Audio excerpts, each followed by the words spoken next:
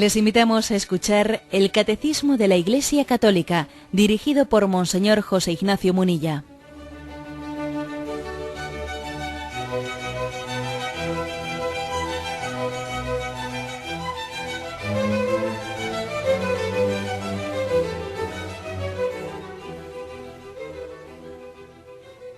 Un cordial saludo a todos los oyentes de Radio María. Un día más, con la gracia del Señor, proseguimos el comentario del Catecismo de nuestra Madre la Iglesia. Bien, comenzamos el apartado que tiene como título El hombre en el paraíso. Después de que en días anteriores habíamos hablado de el hombre, estamos en el credo, en la creación del hombre a imagen de Dios, decíamos primero, cuerpo y alma, en segundo lugar, en tercer lugar, hombre y mujer los creó, y en cuarto lugar se explica, en cuarto y último lugar, la explicación del credo sobre la creación del hombre, se habla de el hombre en el paraíso. El primer punto es el 374, que dice: el primer hombre fue no solamente creado bueno, sino también constituido en la amistad con su Creador y en armonía consigo mismo y con la creación en torno a él. Amistad y armonía tales no serán superadas más que por la gloria de la nueva creación en Cristo. El primer hombre se refiere a Adán, a Eva, como vimos en los programas anteriores. Afirmábamos que ese primer hombre, ese primer ser humano, no nos estamos refiriendo ahora al varón o a la hembra, sino al ser humano, esa primera familia, digámoslo de otra manera, la primera familia, porque Dios nos constituyó en familia, hombre y mujer. Esa primera familia supone una intervención de Dios nueva en la creación, porque Dios ha creado el alma y Dios ha infundido el alma, y precisamente Adán y Eva son los primeros seres humanos porque Dios ha creado y ha infundido un alma en ellos, y aunque quepa decir, aunque no es incompatible con la fe católica decir pues que el cuerpo de Adán y de Eva, ese cuerpo en el que Dios infundió un alma, pues ha provenido de un proceso evolutivo del que Dios se ha servido para crear al hombre. Hay que decir, se puede por lo tanto especificar diciendo, no es correcto decir el hombre proviene por evolución del mono, no. En todo caso hay que decir el cuerpo del hombre proviene o puede provenir por evolución del mono, el cuerpo, pero no el hombre, porque es que el hombre supone no únicamente su corporeidad, sino una intervención directa de Dios en la creación del alma. Bueno, eso es una de las afirmaciones principales que hemos hecho en los puntos anteriores. Y ahora hay que decir que, bueno, el hombre, en aquel primer estadio en el que estaba, que le llamamos del paraíso terrenal, vais a ver que aquí la forma que tiene la Iglesia de hablar del paraíso terrenal no es tanto de un lugar. Hombre, en algún lugar tenía que estar, obviamente, es decir, Adán y Eva en aquel primer estadio de su creación, cuando todavía no habían pecado, en aquel primer, lógicamente estaban en algún lugar. Pero nosotros no le llamamos paraíso por el hecho de que aquel lugar fuese físicamente privilegiado. En realidad, es el estado en el que estaban, el estado de no haber pecado. O sea, antes de haber pecado estaban constituidos en un estado de amistad con Dios, que a eso le llamamos paraíso. O sea, no podemos entender equivocadamente que el paraíso consistía, claro, es que detrás de las tapias del paraíso se vivía bien, fuera de las tapias del paraíso se vivía mal. Hombre, eso es una imagen. O sea, lo maravilloso del paraíso no era que dentro de esas tapias, pues allí todo fuese maravilloso y fuera de las tapias, no. O sea, el paraíso no tenía tapias. El paraíso es el estado en el que vive el hombre sin pecado en la amistad con Dios. Eso es el paraíso. No es que sea un sitio, sino el paraíso es una condición que tiene el hombre sin pecado que es maravillosa. Bien, este matiz es importante porque, claro, uno lee el catecismo y dice, anda, pues aquí del paraíso no se dice nada de qué sitio es y dónde podía estar ubicado el lugar y tal. Si es que no es lo mismo, estaría donde tuviese que estar, pero es que eso es baladí. El paraíso podría estar en el desierto del Sáhara o podía estar donde fuere, pero eso no tiene ninguna importancia. Bien. Bueno, pues lo que dice es que en ese estado en el que estaba el hombre, por una parte, como todo el resto de la creación, dice, y vio Dios que era bueno. Bien, el hombre, en cuanto a creación salida de la mano de Dios, es bueno, ¿no? Participa de la bondad de Dios. Pero es que en el caso del hombre es mucho más que eso. Dice, constituido en la amistad con el Creador. O sea, es decir, que Adán y Eva habían sido constituidos, o sea, habían sido elevados, introducidos, no sé cómo queremos llamarle, habían sido introducidos en una amistad con el Creador muy grande, que además en los textos bíblicos se refleja con esa capacidad que tenía Adán y Eva de hablar con Yahvé. En esa terminología que utiliza el libro del Génesis, pues Adán y Eva hablaban con Yahvé. Y Yahvé se paseaba por el paraíso y hablaba con ellos. Bueno, esa es una imagen bíblica de lo que es estar constituido en la amistad con Dios. Además da un matiz, el estar constituido en la amistad con Dios, de ahí se deriva consecuencias también muy concretas, ¿no? Como son el hecho de que Adán y Eva tenían una gran armonía con ellos mismos, una gran armonía interior, y además tenían también una gran armonía con la creación. Fijaros que uno de los dramas que se deriva en nosotros de nuestro pecado es sentirnos fracturados interiormente. O sea, el pecado hace que perdamos esa intimidad con Dios, y de ahí se derivan consecuencias dramáticas. La primera, el sentirnos interiormente fracturados, divididos, el no tener armonía, el no tener unidad de vida, el quiero pero no puedo, el sí pero no, el drama interior de que hago lo que no quiero y lo que quiero no soy capaz de hacerlo. O sea, ese problema que tenemos con nosotros mismos, pues de eso estaban perfectamente preservados Adán y Eva en el paraíso, pues porque vivían en la amistad con Dios y por lo tanto tenían una armonía interior muy grande. Una armonía muy grande con ellos mismos y con la creación. Con la creación hay que decir que también, ¿no?, nos ocurre a nosotros que la transformación del mundo después del pecado original pues supone sangre, sudor y lágrimas, y el mundo no resulta hostil. Que se lo digan al hombre primitivo a ver si el mundo no le resultaba hostil, que tenía que pues refugiarse en aquellas cuevas porque venían las glaciaciones y había una mortandad terrible, y mortandad me refiero de seres humanos, claro, ¿no? Terrible, y tenían que luchar contra las fieras, etcétera. O sea, les resultaba el mundo hostil, y sin embargo, eso fue después del pecado. Antes del pecado, Adán y Eva vivían como en una armonía, con interior, armonía entre ellos dos, y una armonía con toda la creación. Bueno, así Dios había creado. Ese era, digámoslo, el plan primero, el proyecto original de Dios.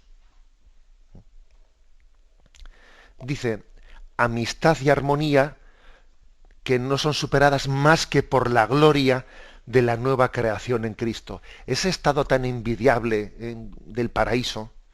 Fijaros que hemos utilizado la palabra paraíso, ¿no? El paraíso terrenal, pues como algo. Lo único que puede superar el paraíso es el cielo. Sí, el cielo supera infinitamente al paraíso. Bueno, ¿y qué diferencia puede haber, ¿no?, entre el cielo y el paraíso? Bueno, pues digamos que la diferencia puede haber que después de haber sido redimidos por Cristo, todavía hemos sido introducidos en esa participación de la intimidad con Dios de una manera mucho más íntima, porque es que Jesucristo nos introduce en la filiación divina, o sea, nos hace hijos del Padre. Adán y Eva, claro que tenían una gran intimidad pues con Dios, pero no habían sido introducidos, elevados a una condición de una filiación divina en Cristo, como nosotros posteriormente lo hemos sido. O sea que, si grande era, ¿no?, la felicidad de Adán y Eva en el paraíso, nosotros, después de haber sido redimidos, aunque todavía sigamos cargando con las consecuencias que el pecado tiene en nosotros, y sigamos de alguna manera pues viendo la huella que el pecado ha dejado en nosotros, al mismo tiempo estamos llamados a todavía una intimidad superior. Solamente hay algo que supera el paraíso, es el cielo. A veces el hombre se dedica a suspirar por el paraíso y busca paraísos terrenales. Y dice, mira, no mires para atrás, mira para adelante, mira al cielo. Esto creo que es una buena consecuencia de esta catequesis que hace aquí el catecismo. No busques paraísos que ya se han ido. Busca el cielo, que está todavía perfectamente a tu alcance, se te está ofreciendo. Y es curioso, porque en el hombre existe una tendencia, busquemos paraísos, paraísos políticos, paraísos no sé qué, paraísos... bueno, mira, el cielo es la respuesta que Dios tuvo a ese gran desastre que supuso el pecado del hombre. Pasamos al punto 375 y dice, la Iglesia, interpretando de manera auténtica el simbolismo del lenguaje bíblico a la luz del Nuevo Testamento y de la tradición, enseña que nuestros primeros padres, Adán y Eva, fueron constituidos en un estado de santidad y de justicia original. Esta gracia de la santidad original era una participación de la vida divina. Bueno, claro, aquí comienza un poco el intento de la Iglesia de explicar qué estado era ese, o sea, cómo Adán y Eva, qué tipo de relación tenían con Dios, ¿no? Cómo eran antes del pecado original. Bueno, pues algunas reflexiones, especialmente el Concilio de Trento, realizó la Iglesia, y allá por 1546 la Iglesia afirmó lo siguiente, que viene aquí referido en el Catecismo. Es una afirmación dogmática del Concilio de Trento. Si alguien no confiesa que Adán, el primer hombre, al transgredir el mandamiento de Dios en el paraíso, perdió inmediatamente la santidad y la justicia en la que había sido establecido, y que por la ofensa de este pecado incurrió en la cólera e indignación de Dios, y en consecuencia en la muerte con la que Dios le había amenazado antes, y con la muerte en el cautiverio bajo el poder de aquel que desde entonces tiene el imperio de la muerte, o sea, el cautiverio, es decir, del diablo, y que por aquella ofensa resultante del pecado, Adán entero en su cuerpo y en su alma se vio cambiado en un estado peor, sea anatema. Bueno, está contestando aquí el Concilio de Trento a las herejías del momento. Pero lo que nos interesa a nosotros no es tanto el contexto en el que el Concilio de Trento responde a unas herejías, sino lo que está afirmando al responderlas. O sea que hay que decir que había un estado que estaba constituido en un estadio de santidad y de justicia. Adán y Eva eran santos, y siendo santos eran felices. Es verdad que no eran santos en el sentido que nosotros lo entendemos ahora, porque nosotros entendemos ser santos es participar de la santidad de Jesucristo. Bien, bueno, digamos, era una santidad constituida por la creación. Por la creación habían sido posteriormente, ¿no? Posteriormente, no, digamos, al mismo tiempo, creados y elevados, constituidos en una amistad especial con Dios. Bueno, pues eso es lo que perdieron, ese tipo de amistad que tenían con Dios, ese tipo de santidad, de armonía que tenían, eso es lo que pierden por el pecado. Se entran en una especie de esclavitud, o sea, es como si Satanás comienza a tener en ellos, pues, un señorío, un poderío sobre ellos. Antes del pecado original, Adán y Eva están totalmente preservados del influjo de Satanás, que no tiene dominio ninguno sobre ellos.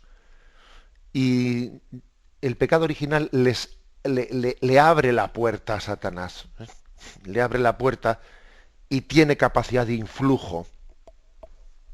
Esta es la diferencia, ¿no?, entre el estado en el que estaban constituidos de santidad y lo que se produce en ellos después del pecado original. O sea, es decir que antes del pecado original había un estado de gracia, es decir, de amistad con Dios, de intimidad con Dios. Tenemos un momento de reflexión y continuamos enseguida.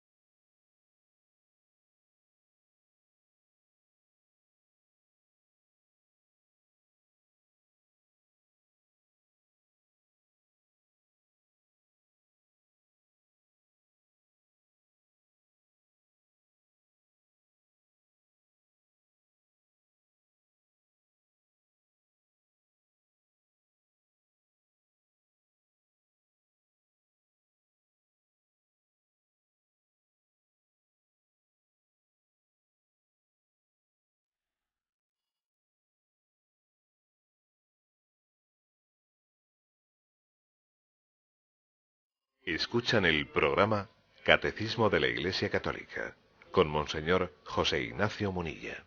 Pasamos al punto siguiente, al punto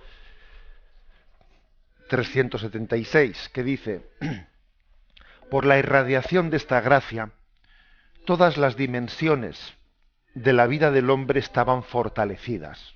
Se refiere a ese estado en el que estaban Adán y Eva en el paraíso terrenal. Por la irradiación de esta gracia, todas las dimensiones de la vida del hombre estaban fortalecidas.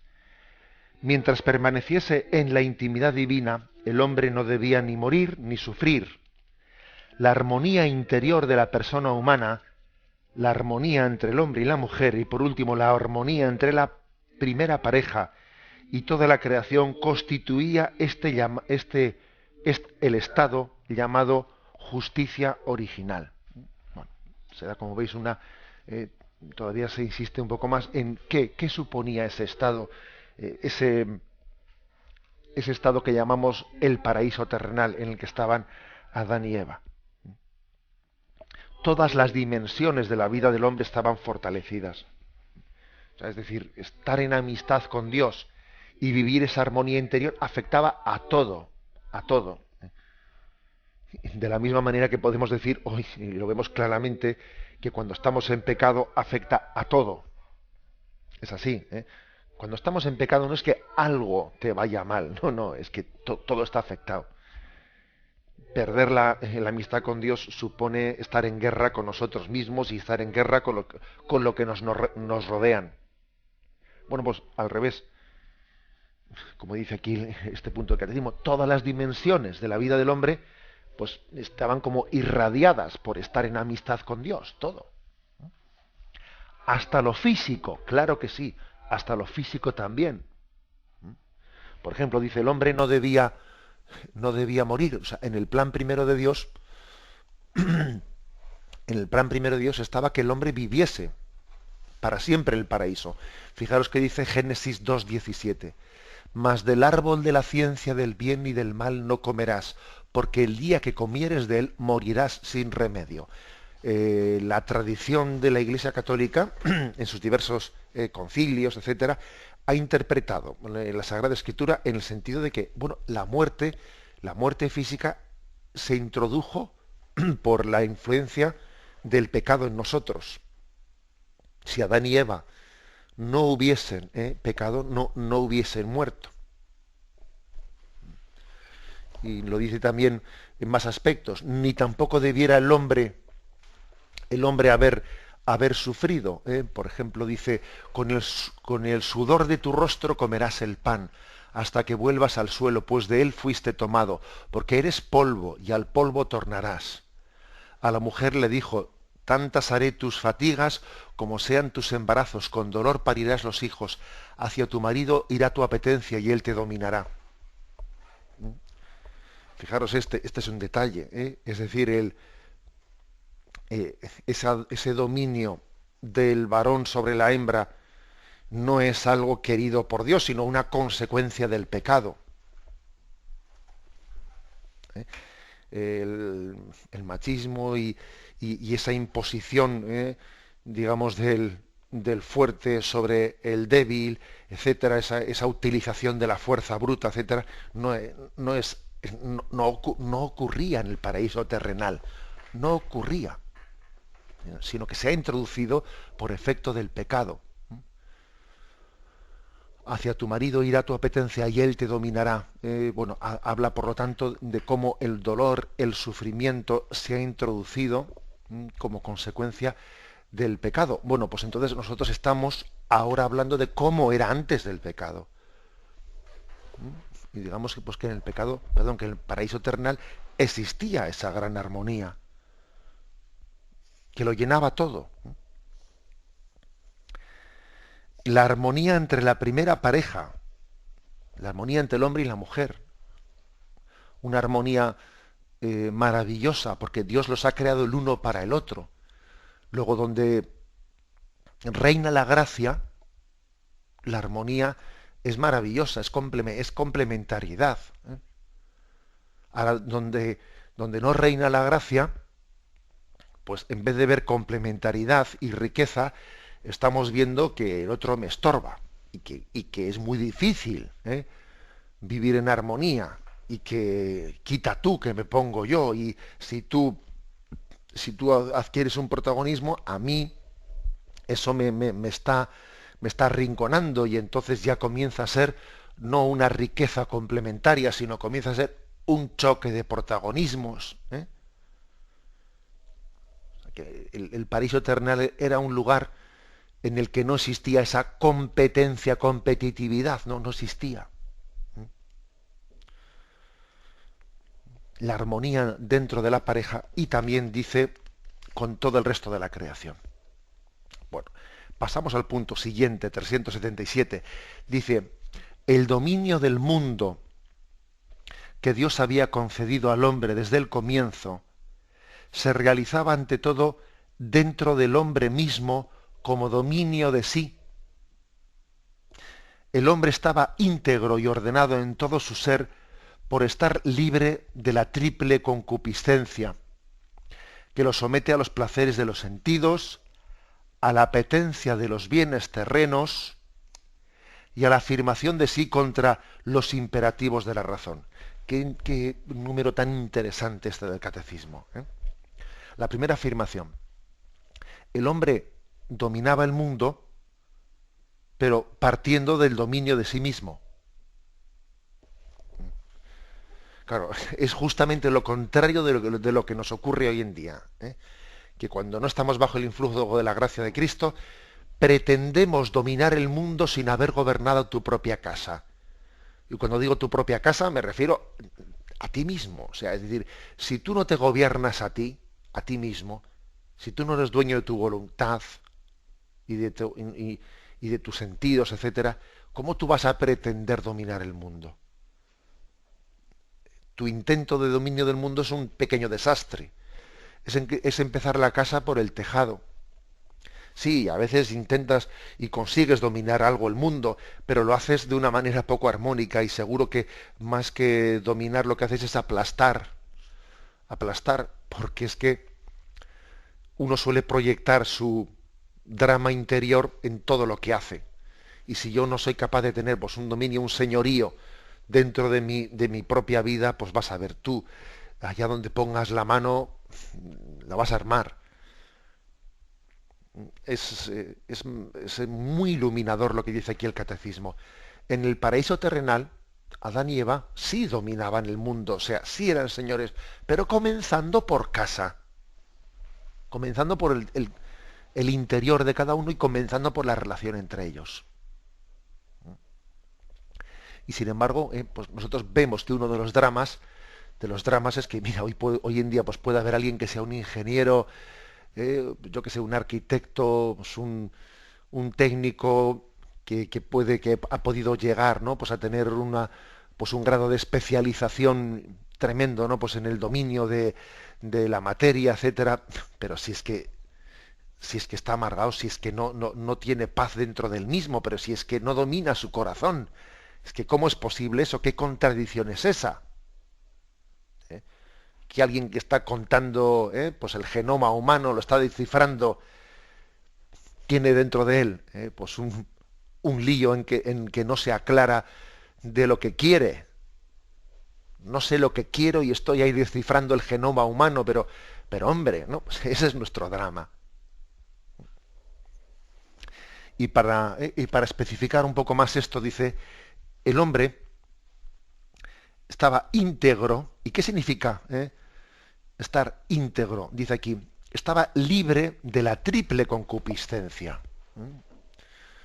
Y aquí se nos remite a la primera carta de San Juan, capítulo 2, versículo 16. Dice, puesto que todo lo que hay en el mundo, la concupiscencia de la carne, la concupiscencia de los ojos y la jactancia de las riquezas, no viene del Padre, sino del mundo. Bueno, vamos a ver cómo ha interpretado la Iglesia este versículo tan interesante de 1 Juan capítulo 2, versículo 16. La concupiscencia de la carne, la concupiscencia de los ojos, la jactancia de las riquezas, que no vienen del Padre, sino vienen del mundo entendido en el sentido como del mundo contrario a Dios, claro. Bueno, pues lo ha interpretado de la siguiente manera, aquí lo dice. La triple concupiscencia nos somete a los placeres de los sentidos,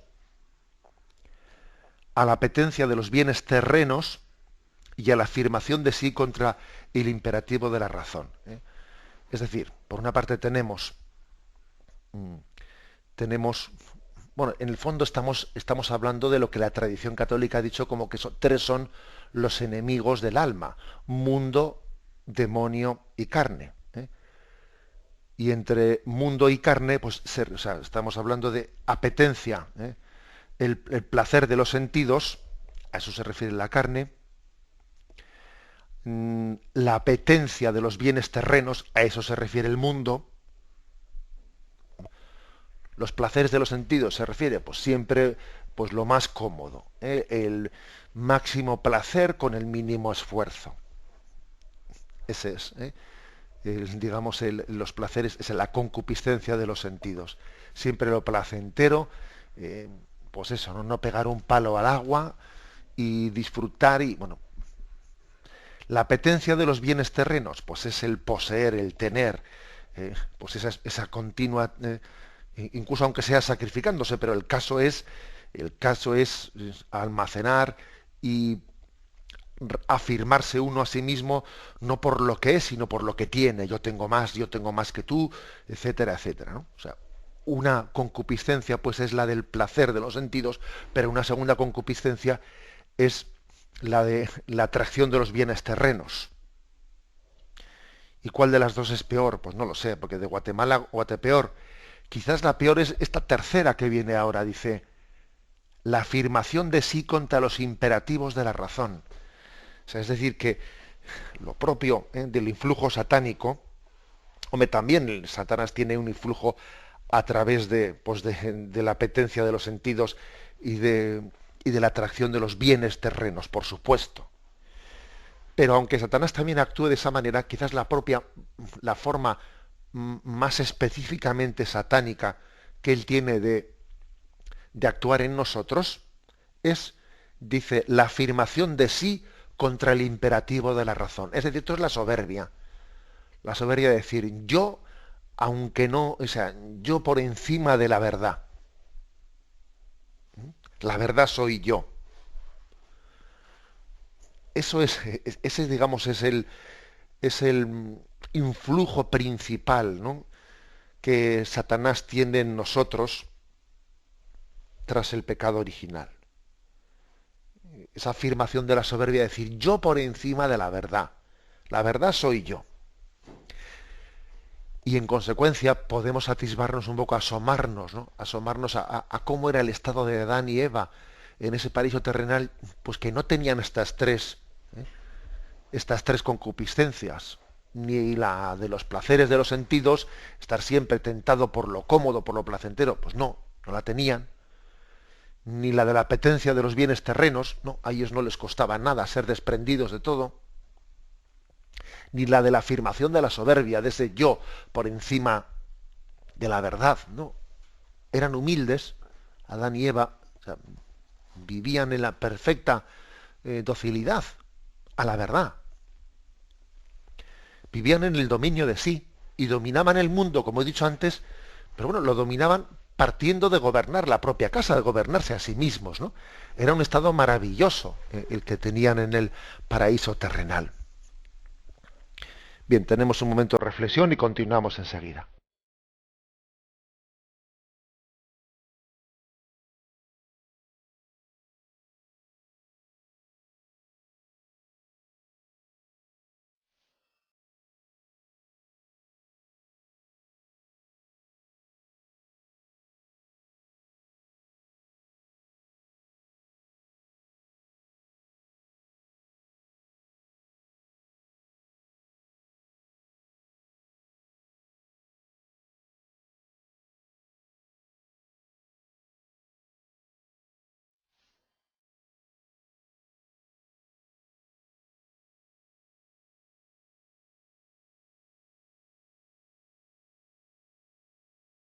Pasamos al punto 378.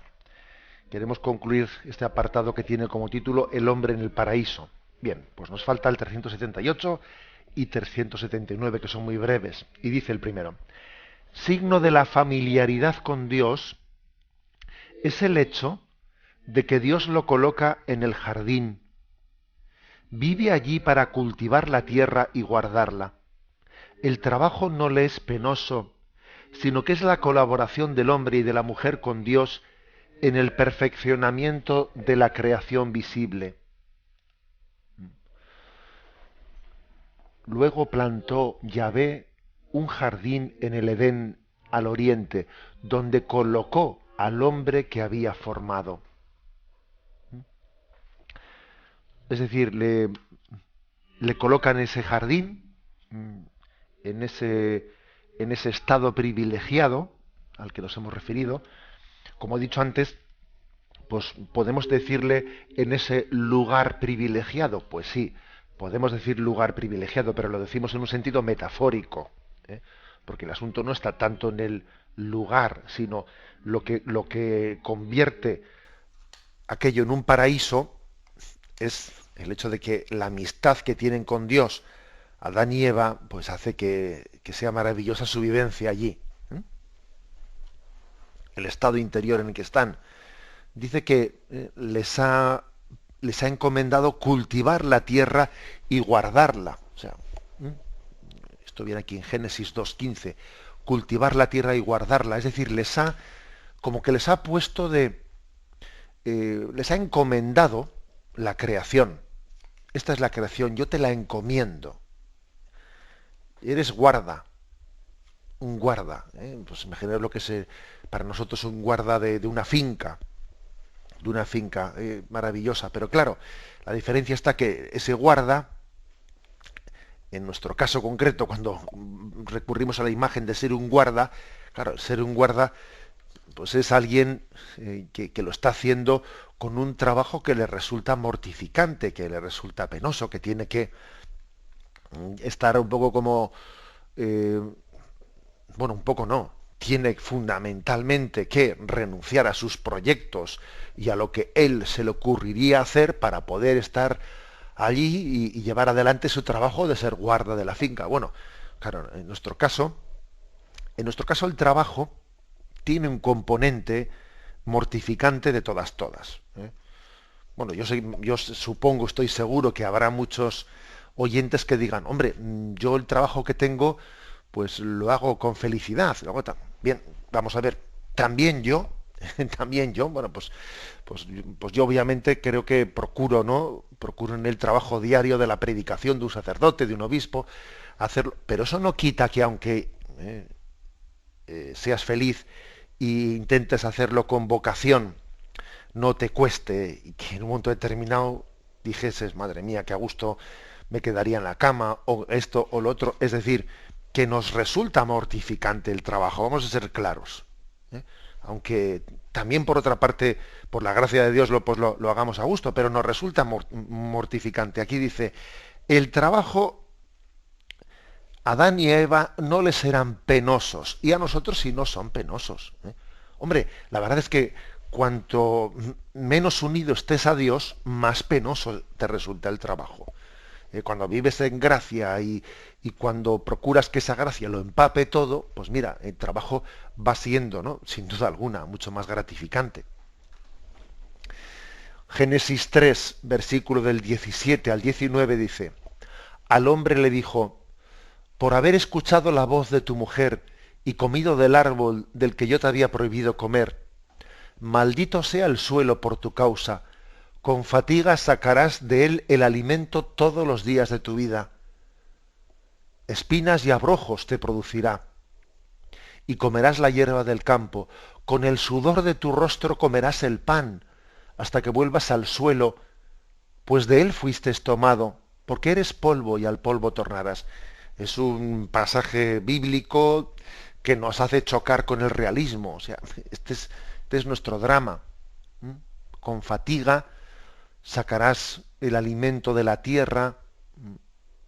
Bueno, y además no siempre la tierra te resultará beneficiosa.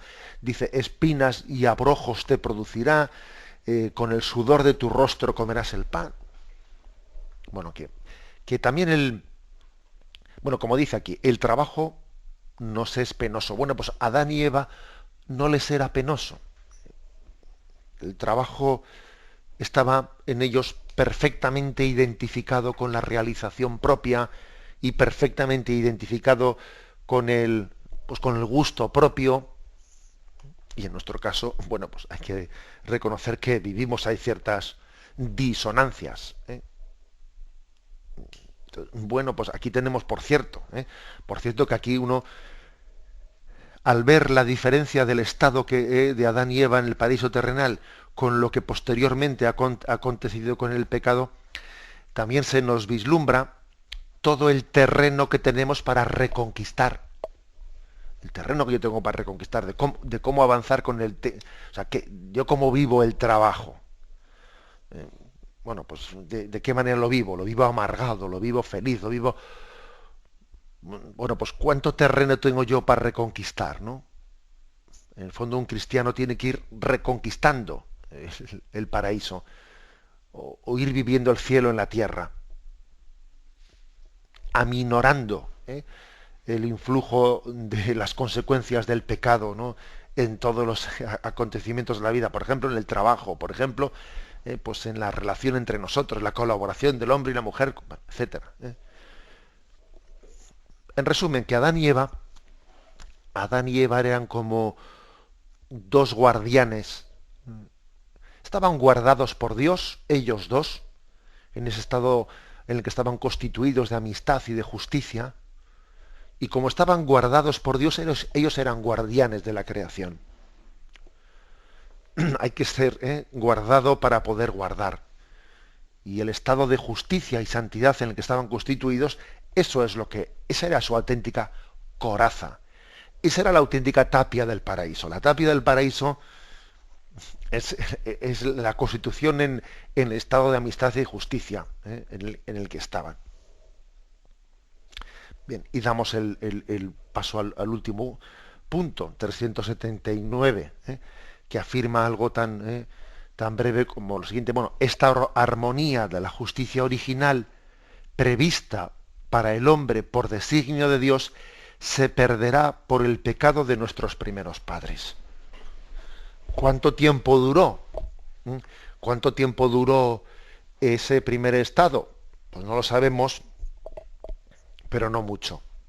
Digo que no lo sabemos pues porque Adán y Eva, siendo como eran inmortales, pues pudieron vivir pues mucho tiempo en ese estado de justicia original, eso no lo sabemos. Pero sí tenemos revelado ese dato que fueron los primeros padres, y ya no sus descendientes, sino los primeros padres los que cometieron el pecado original, y entonces en ello, aunque pudieron estar mucho tiempo pues en ese estado de justicia original, pero aunque eso no lo sepamos, y curiosidades, como muchas veces hemos dicho, las curiosidades no nos tienen que distraer del estudio de la doctrina de la Iglesia, porque a veces nos solemos fijar un poco en cuestiones baladíes. La clave está en que esa armonía de la justicia original, que era el plan primero de Dios, dice aquí, prevista para el hombre por designio de Dios. Dios así lo había pensado. Dios así lo había pensado. Es verdad que Dios también es Dios conoce el pasado, presente y futuro, y por lo tanto Dios también sabía que Adán y Eva no iban a ser fieles, y por lo tanto su proyecto de redención del mundo, enviando a Jesucristo, etcétera, desde toda la eternidad Dios lo había pensado. Pero eso no quita para que este fuese, ¿no?, el estado de amistad y de justicia en el que Adán y Eva habían sido constituidos. Este era el plan primero de Dios. Era un estado de armonía que fue perdido por el pecado original. La verdad es que el drama de lo que es el pecado, hoy en día hablamos muy poco del pecado, y además enseguida te ponen la etiqueta de decir, bueno, este se pone aquí a hablar del pecado, por Dios, pero esto es una espiritualidad un poco anticuada. Es que hoy en día tenemos que tener pues una espiritualidad más positiva, sí, así más pascual, ¿no?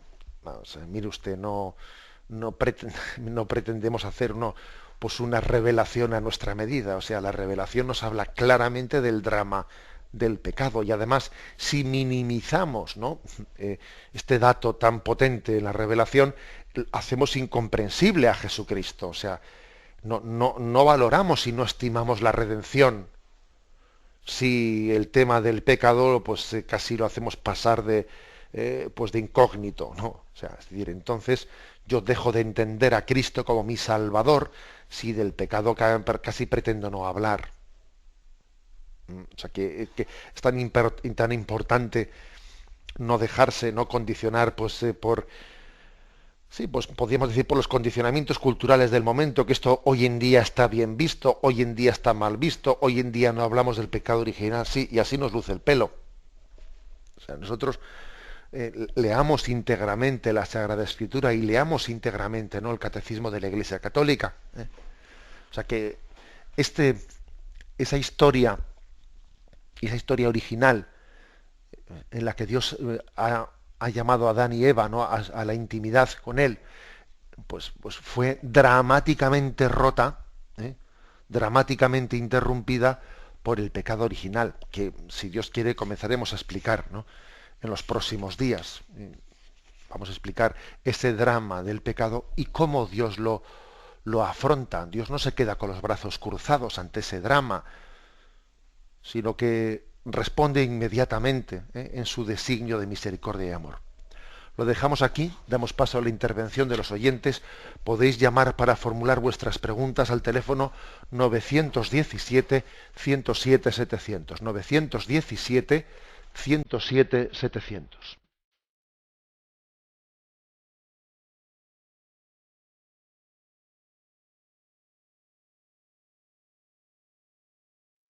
Radio María le ofrece la oportunidad de recibir en su casa sus programas favoritos.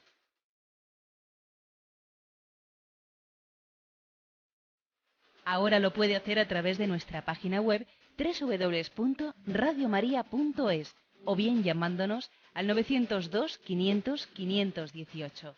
902 500 518.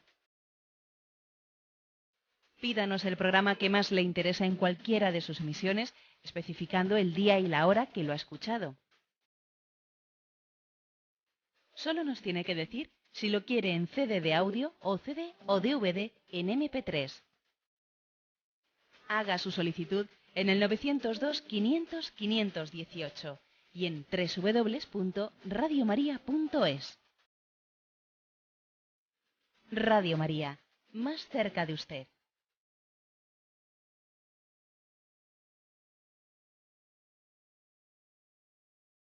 Escuchan el programa Catecismo de la Iglesia Católica con Monseñor José Ignacio Munilla. Sí, buenos días, ¿con quién hablamos? Hola, monseñor, me llamo Miguel. Adelante, Miguel. Soy de La Rioja, me va a perdonar mi ignorancia, soy una persona que me estoy convirtiendo y entonces pido otra vez perdón por mi ignorancia. A Jesús lo voy viendo paso a paso en mi vida y entonces la pregunta que yo le formulo es esto del Antiguo Testamento, Adán y Eva. ¿Esto, padre, existió o es simplemente una interpretación de nuestros antepasados y demás? Porque me hago un lío. Vamos a ver. Mire, es interesante su pregunta porque alguien puede decir, bueno, pero Adán y Eva existieron, o es un mito, o es un género literario. Vamos a ver. Claro que el libro del Génesis tiene un claro género literario en la manera de expresarse. Pero es obvio que Adán y Eva nos importa poco que se llamasen Adán y Eva, o se llamasen como tuviesen que llamarse, pero obviamente tuvo que existir un primer hombre, un primer ser humano. Nosotros le llamamos Adán y Eva. Estoy haciendo ahora una lectura en la que conjugo la Sagrada Escritura, aunque tenga su género literario, pues con la historia, digamos, del mundo, ¿no?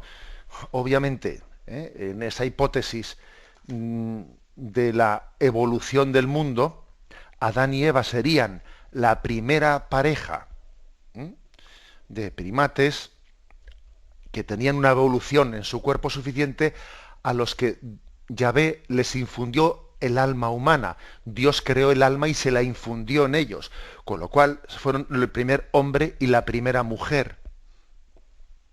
Entonces, claro que Adán y Eva existieron, que como digo, no sé si, no nos importa el nombre propio, pero serían el primer momento en el que el hombre pues está presente en la tierra, y como decía Pío XII en la Humani Generis, nosotros podemos decir que el cuerpo de Adán y Eva podría provenir, ¿no? Pues de una especie animal, pero el hombre y la mujer no han provenido meramente de la evolución, sino que también ha sido necesario una intervención de Dios creando el alma.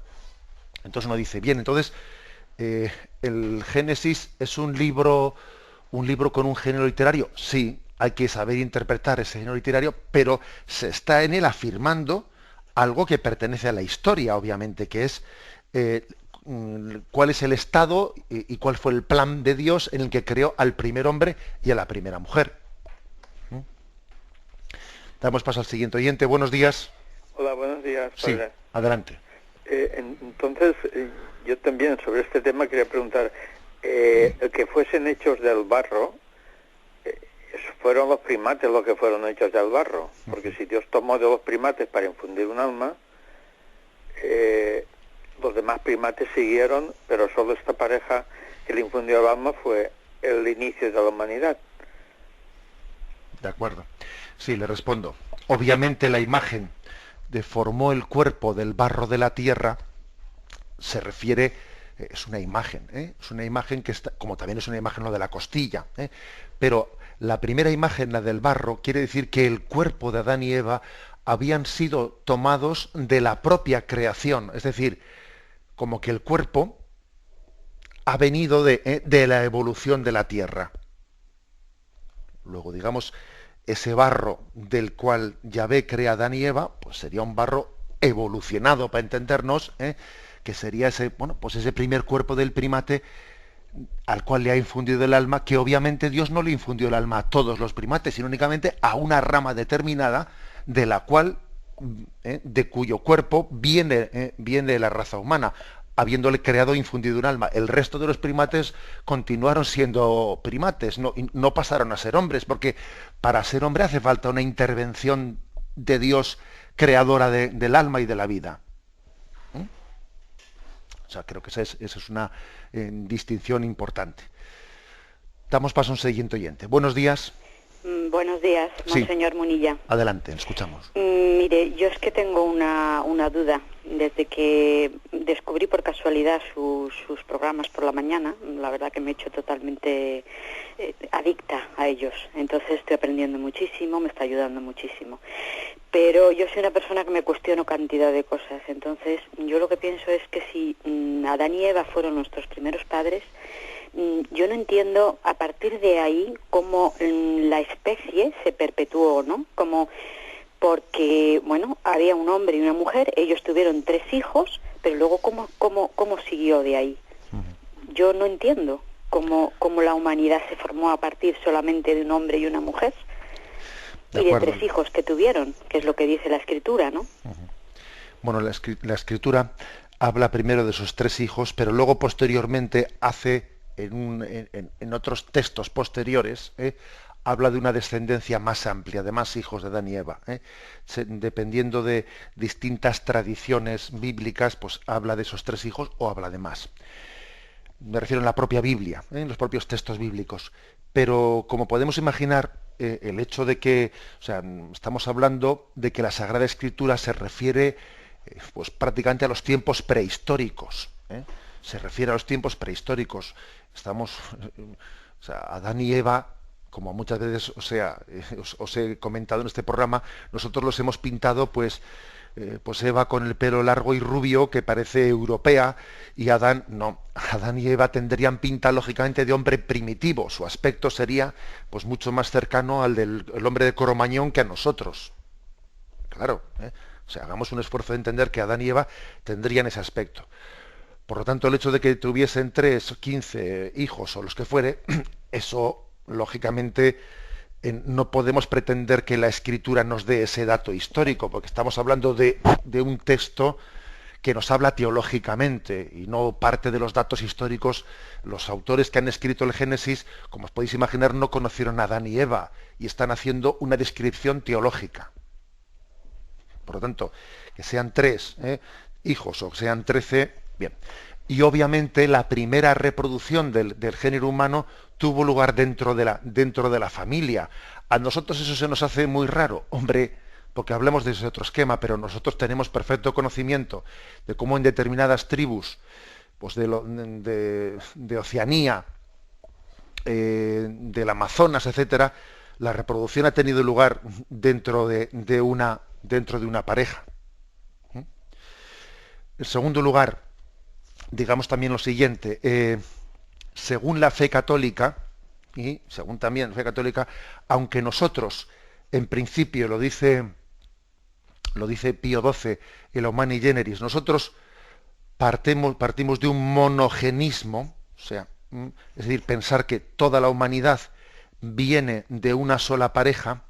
Dice también la Humani Generis, dice también el Magisterio de la Iglesia, aunque partimos de que bueno, la Sagrada Escritura describe un monogenismo, es decir, viene de una sola pareja humana, no habría problema con la fe pues para aceptar también que Dios pudo haber creado varias parejas humanas al mismo tiempo, es decir, que Adán y Eva no fuesen una sola pareja, sino que Dios pudo haber creado pues una pareja humana en este lugar, otra pareja humana en este lugar, o sea que esa creación e infusión del alma pues tuviese, pues imaginemos en 10 parejas.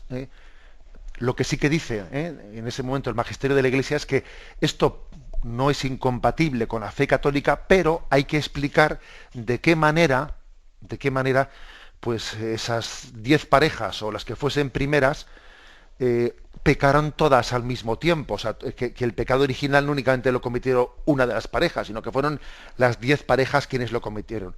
A esto se llama monogenismo o poligenismo, es decir, ¿es una sola pareja o son varias parejas las que están en el origen de la humanidad? Digamos que en la Biblia literalmente se nos habla del monogenismo, pero como entendemos que también hay un género literario en la Sagrada Escritura, no podemos, no excluimos la posibilidad de que en este género literario detrás de él se esconda un poligenismo, siempre y cuando, como he dicho antes, lo decía Pío XII, siempre y cuando se añada que hay que explicar de alguna manera cómo todas esas primeras parejas a las que Dios les creó, infundió el alma y les creó como hombre y mujer, pecaron conjuntamente, o sea, fueron corresponsables todos de ese pecado. Por lo tanto, es posible que de una sola pareja se constituyese todo el género humano, es posible, o también es posible la teoría poligénica, no monogénica, también las dos posibilidades, aunque tendemos nosotros a la primera. Tendemos a la primera, primero porque no es incompatible con los datos científicos, no es incompatible, y segundo porque, parece que esa es la imagen que utiliza la Sagrada Escritura. Me despido con la bendición de Dios Todopoderoso, Padre, Hijo y Espíritu Santo. Alabado sea Jesucristo.